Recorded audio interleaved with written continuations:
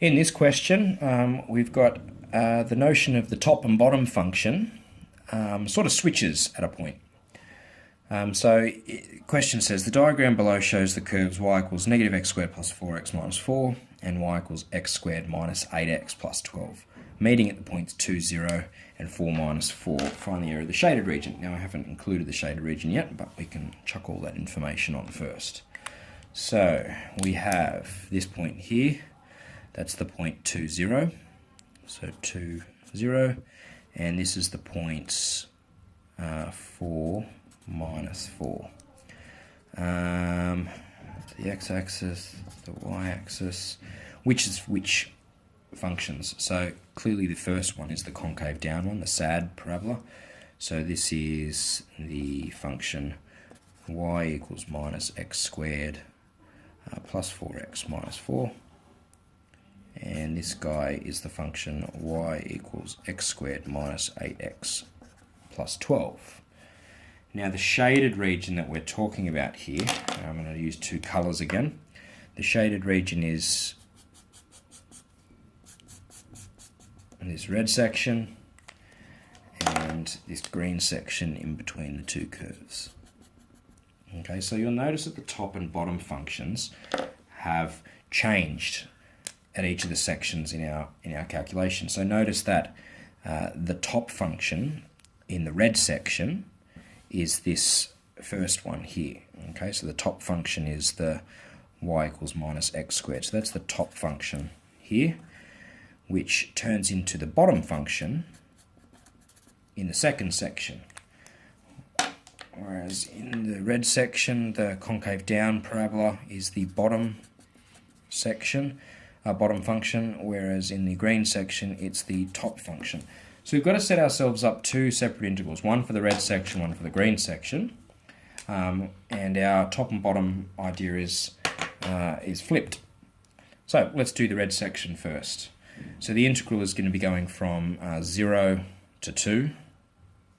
So let's get a total area, I'll make that blue. It's the integral from 0 to 2 of the top function minus the bottom function. So the top function is x squared minus 8x plus 12 minus the bottom function, which is the minus x squared plus 4x minus 4 with respect to x. And the next section, the green part, so we're plussing areas together. This is the integral from 2 to 4. So 2 to 4 of the top function minus the bottom function. In this case, they have flipped, they have swapped places. X squared plus 4x minus 4 minus the bottom function, which is x squared minus 8x plus 12 with respect to x. So the first thing that's going to be required of us is we're going to tidy up our integrands. Alright, so let's do that. So from 0 to 2, I'm going to have an x squared minus a negative x squared, so 2x squared. I've got a negative 8x minus 4x, so negative 12x. And I've got 12 take away negative 4, so 16 with respect to x. And in the green one, I have from 2 to 4, I have minus x squared minus x squared, so that's minus 2x squared. And I have 4x minus 8x, so plus 12x, and negative 4 minus 12 minus 16 with respect to x. So let's continue. An interesting thing that you can do here is notice that both of these you can pull out a common factor of 2.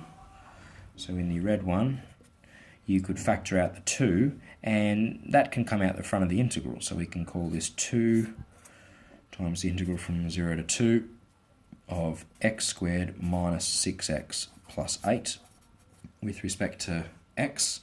And this time I can factor out a negative 2. Alright, so let's factor out the negative 2 and bring that out the front of the integral.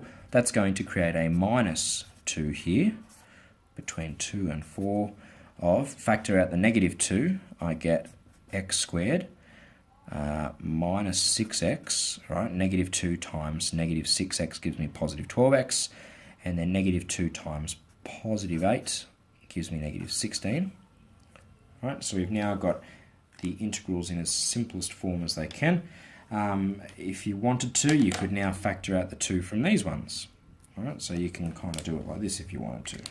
You could do 2 out the front of the integral from 0 to 2 of x squared minus 6x plus 8 with respect to x minus the integral from 2 to 4 of x squared minus 6x plus 8 with respect to x, and close my big brackets.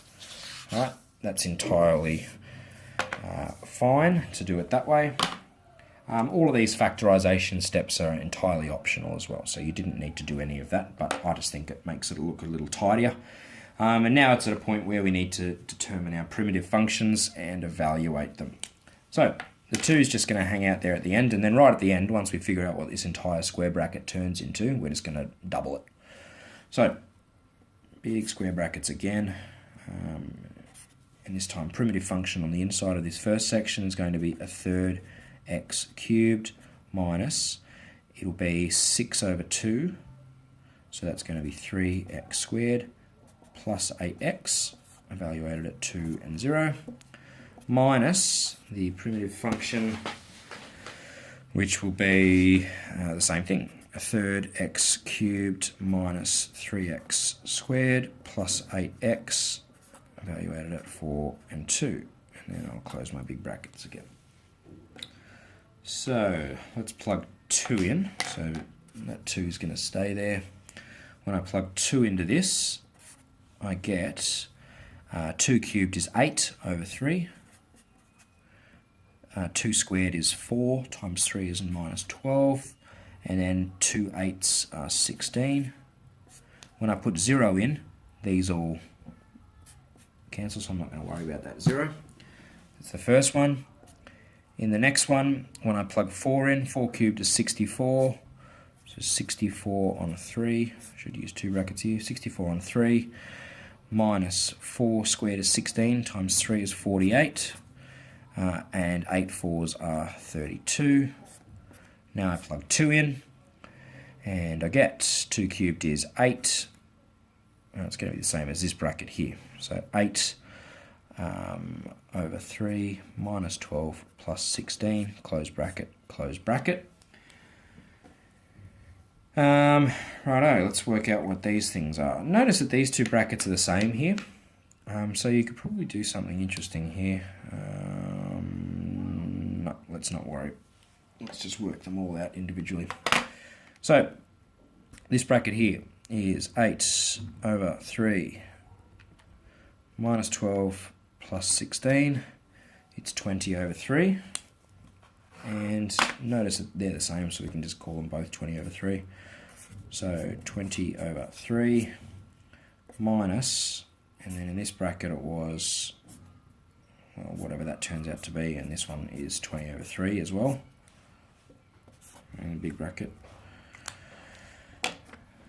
So second bracket, this one is 64 over 3 minus 48 plus 32. That one's 16 over 3. Alright, and if we just finally finish this one off, we've got 2 lots, so let's double that at the end. So we're going to do this little section first. I'm going to do 16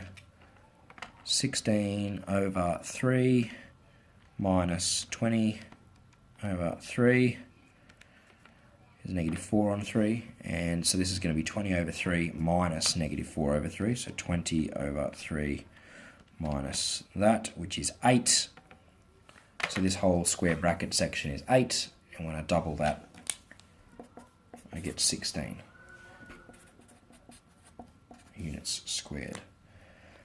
Alright, so I don't rate the mathematics that we're doing in this section here as overly difficult, But as you can see, it's quite messy. There's negatives all over the shop. There's fractions, there's squaring, there's cubing, there's all sorts of basic operations. But when you put it all together, and it's messy, you just got to be very, very careful with your arithmetic in this section. One tiny little mistake in here, a negative where it shouldn't be, is going to lead this thing to not being the right answer. And who knows, I may have made a mistake myself. So you be very careful in your checking of what I've just done, and confirm for yourself that area is or isn't 16 square units.